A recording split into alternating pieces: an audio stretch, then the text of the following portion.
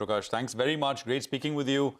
Always a Sure. pleasure having you with us here on the channel. Thanks indeed. Our alpha manager of the day is with us. He's Aditya Sood, Portfolio Manager at InCred PMS. Aditya, good to have you with us here. Thank you very much for your time. You know, while the markets may look like a very easy, a dreamy kind of place for investors, is it so? Especially when you're handling, client money. Because by most yardstick, headline valuations, of course, are maybe a little stretched. So you're investing into a market which has done very, very well. Broadly, what's the strategy that you're following across sectors? Yeah, so I think so. The first point that all of us should keep in mind is that it has been a very turbulent past 1 year, and reasons have been multiple. Obviously, inflation surprised most of us. Most of us have not managed money in an environment wherein domestic market we have seen 10% upwards of inflation number. Secondly, I think so. The market seems to be taking things on its stride, and what matters to most investors today is whether we'll have a pivot as far as the Fed is concerned on the interest rate side. But the key question there is that whether we are getting into an environment wherein we'll have higher rates, which obviously impacts equity risk premium. That readjustment is already behind us. Secondly, a key focus area for us from a global macro standpoint has been whether there is a policy pivot from China, which will come through in terms of the zero COVID policy. That might surprise a lot of people as we get into the new year. From a market standpoint, there are clearly divergences. So if you look at, for example, rolling returns of small cap index versus Nifty, there is a 10% divergence. Obviously, a lot of small caps have corrected by 20-30%. There are ample opportunities in this divergence. We continue to focus on companies wherein there is ample room for a gross margin expansion to happen, because what we have seen in the current earnings season is that the EBITDA margins have been under pressure, but that is essentially on account of elevated freight cost, which is normalizing at this point in time. And it is also a combination of elevated energy costs. Thankfully, energy prices have declined by 40-odd% from its peak, and now inflation expectation seems to be abating.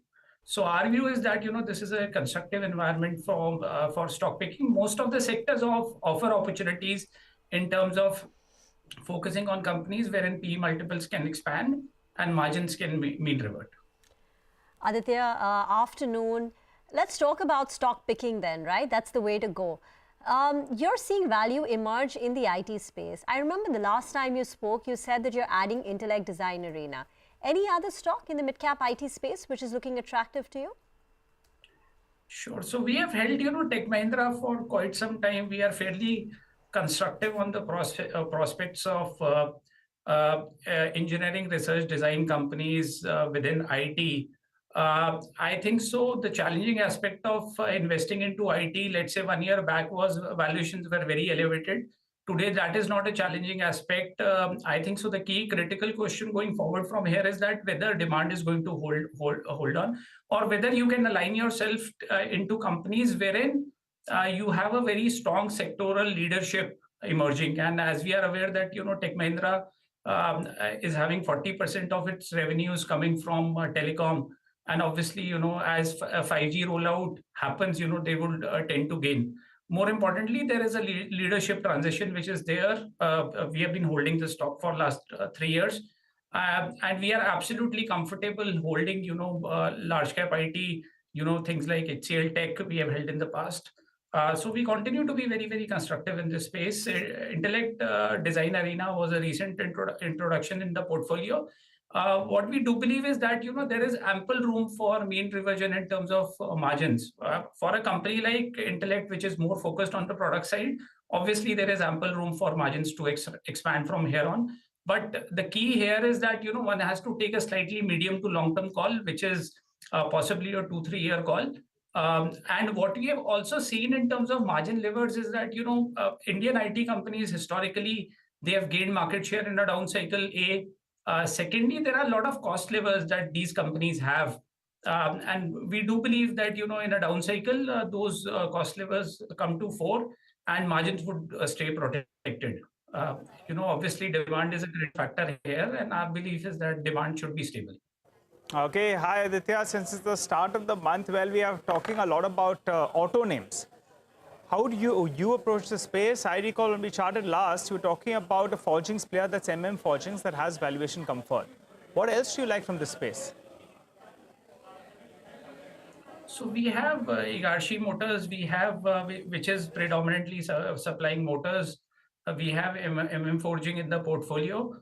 We are also looking at commercial vehicle companies, wherein forging companies. Obviously, Forging is a key player here, and this is essentially in line with our theme, wherein we believe that India is going to have a multi-year cycle wherein manufacturing should do well.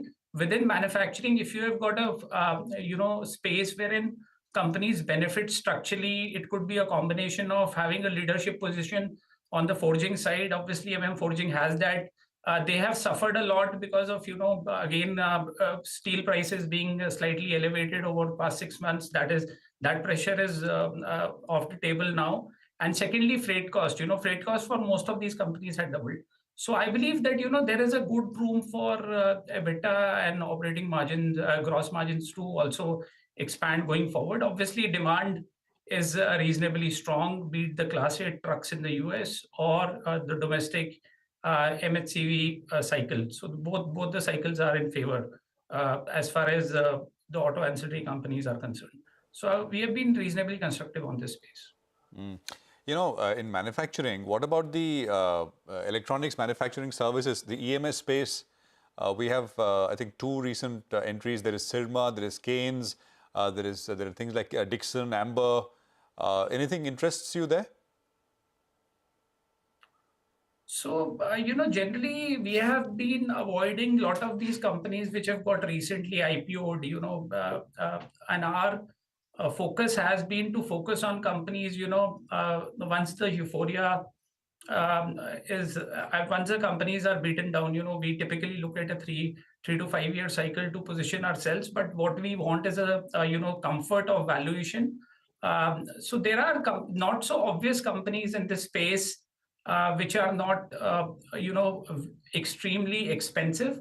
Generally, we find this space, to be reasonably expensive because most of these companies are getting listed at, 50 times a trailing multiple, so on and so forth.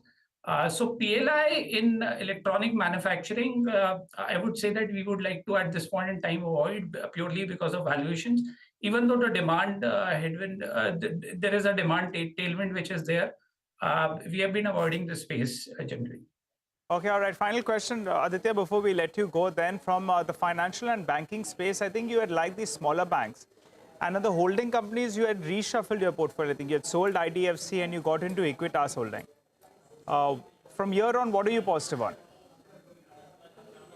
So we have been very constructive on a company known as Chola Financial Holding, which obviously is a holding company of the NBFC, but more importantly, it also has a general insurance business. Now, if you look at this company, if you have to value either of the pieces, either you value the NBFC with a holdco discount or you value the general insurance piece, one of the businesses is free, and it has been a long-term holding for us. Equitas Holding and Catholic Syrian Bank, CSB, is something that we really like at this juncture. And in this space, what we have seen over the last month or so is that, obviously PSU banks have done very, very well. I do believe that, there is a lot of disbelief as far as small cap private sector banks are concerned.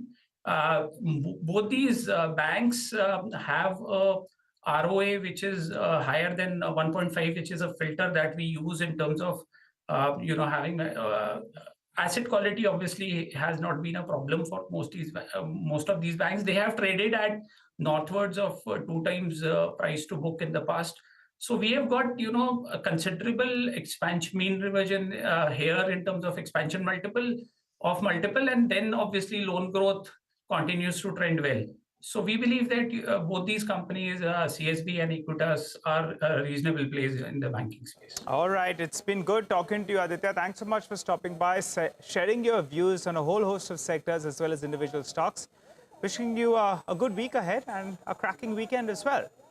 Well, before we slip into a short break, we have the markets more or less steady with a gain of close to around 70 points. The Nifty Bank is doing a relative underperformance, but maybe in the next few minutes we could see a bit of a move as we play out expiry. Slip into a short break. On the other side, Nimesh is waiting for us. He'll tell us what's going on in dealing rooms. Our technical experts as well will be joining in.